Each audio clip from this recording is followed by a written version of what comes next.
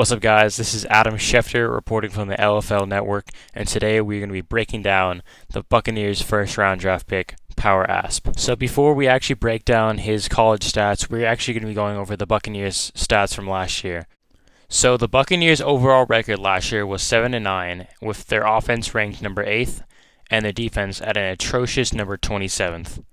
The biggest loss over the offseason were Jerry Kingsbury, the quarterback.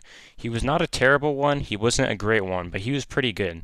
Jerry Kingsbury led the offense that used to be number 16th in the league all the way up to number 8th. He threw a lot of touchdowns, but also a lot of interceptions. Over the offseason, the Buccaneers traded him to the Colts, picking up the first round pick 13 from them. Now that the Buccaneers had 2 first-round picks, they were able to address the quarterback situation and find a player for defense. And with the 11th pick, they were able to pick up Power Asp. The combine notes for Power Asp go as followed. Great arm, great speed, and great accuracy, but his draft grade will be taken down because of his terrible reads. Overall, he is a great athlete and a great quarterback. And with the 13th pick, they were able to pick up one of the greatest linebackers to ever play college football. His combine notes go as followed. He is incredibly smart, great at covering the run, great at reading the quarterback, and decent at covering the pass. He's a hard-hitting hybrid linebacker.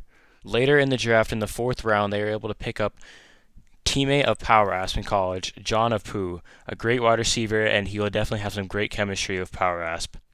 I would give the Buccaneers an A+ in their draft grade. They had an amazing draft and definitely addressed their offense and defense. So his senior stats were actually pretty insane. So he played quarterback, wide receiver, DB, and he played returner on special teams.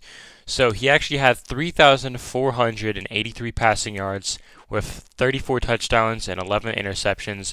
Power Asp also ran for 2,289 rushing yards and 24 rushing touchdowns. And he also had 212 receiving yards, 3 touchdowns, and 4 interceptions as a DB. And on special teams, he had a kickoff return for a touchdown and 2 punt returns for a touchdown. So this kid could really do it all.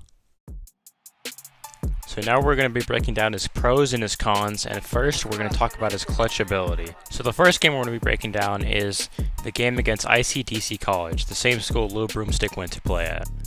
So you can see it's almost the end of the first half, and he's already down by 21 points, so he needs to get a run to get some points on here. This small little run gets him just enough yards to be able to score a touchdown and get on the board finally. As you can see, it's already the 3rd quarter, but they are still getting smacked 40-23.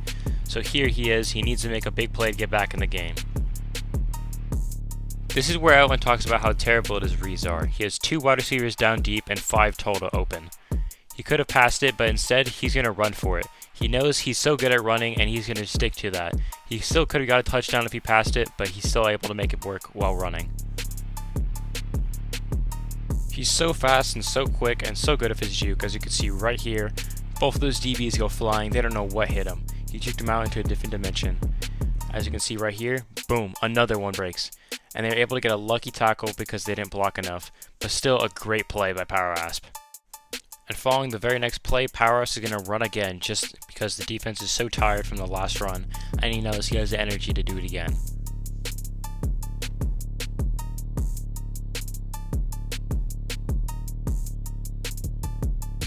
Although he was not able to make a touchdown on that play, he sets his team up very well for a really good opportunity. The defense doesn't know what to prepare for, and he delivers an absolute dime to the corner of the end zone.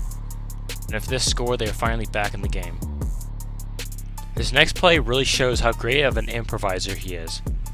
He is able to scramble and finally find one of his receivers open. With this, they are 2 points down and need to go for 2. On the 2-point conversion, Power Asp is able to jump over the line and tie up the game at 46. Another good trait Power Asp has is his confidence. Power Asp is so good at lobbing the ball deep or rushing with the ball, he would much rather throw it to a streak than to a check down wide open. As you can see right here, he delivers a beautiful lob to the end zone and lets the wide receiver make the play. And this right here, I definitely think is the play of the year. One of the greatest runs I've ever seen and one of the greatest fakes I've ever seen. Right here, he fakes to go down and the entire defense stops, but he keeps it going and makes a touchdown out of it. This is another good example of how he doesn't like to pass to tight ends or running backs running the check down. As you can see, the tight end and check down are both wide open, but he only threw to the tight end and running back 32 times last year, with the tight end being 28 and running back only 4 times the entire year. Here he has 4 to 5 receiving options, but still he's going to run it because he knows he can make something out of it. And here it just shows how much of a cheese player he is. Watch that. Boom, boom. Both those DBs go down. Boom. Another one goes down. He didn't even need to break that dude. Boom, boom. Here he's in the open stretch, but sadly Young Boy is not going to block for him, and he actually blocks him from getting from the end zone. I believe since LFL defenses will not be as easy as they were in college, his confidence will eventually go down when he's not shattering defenses. He'll throw a lot more interceptions because he can get pressured a lot more. I feel like he's going to struggle his first few weeks, and his reads are not going to be clean throughout the season. The running back position on the Buccaneers is absolutely going to hate him. Any of the Buccaneers running backs that want to leave, they should probably leave now because they're not going to get a chance to sell their stock during the season. The best the opportunities they're going to get is on the goal line. Although Power Ass is a very good runner, I doubt he's going to get the type of success he got in college. I believe he's going to take a step down from what he did, but he's still going to be a huge threat of the run. But I still think there's going to be a lot of good things with this offense. I believe Power Ass will continue to throw 50-50 balls downfield and continue to win them. His wide receiver core is ranked number 1 in 50-50 balls last year. His rushing stats will still be great, and Power Ass will be in an offense where last year 90% of the time they threw the ball. Power Ass already has a great wide receiver core, and now he has John Apu, who is a college teammate of his, so his passing numbers will only get better throughout the season. I think he has a really good chance to boom in this offense. A lot of people have been doubting him, and a lot of people have been hyping him up, but I think he's going to do pretty good on this offense.